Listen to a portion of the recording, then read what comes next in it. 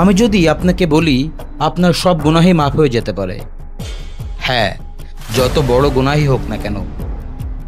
আসসালামু আলাইকুম। আমরা অনেক সময় মনে করি আমাদের গুনাহ এত বেশি, আল্লাহ হয়তো কখনোই ক্ষমা করবেন না।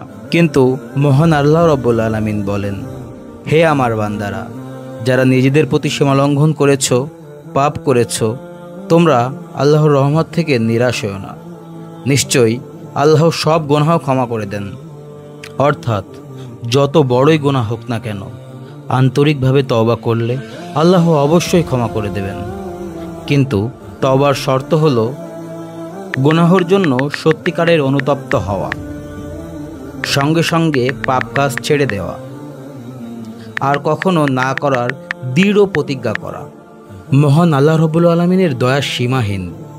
আমরা যতবারই তওবা করি, আল্লাহ ততবারই আমাদেরকে ক্ষমা করতে প্রস্তুত।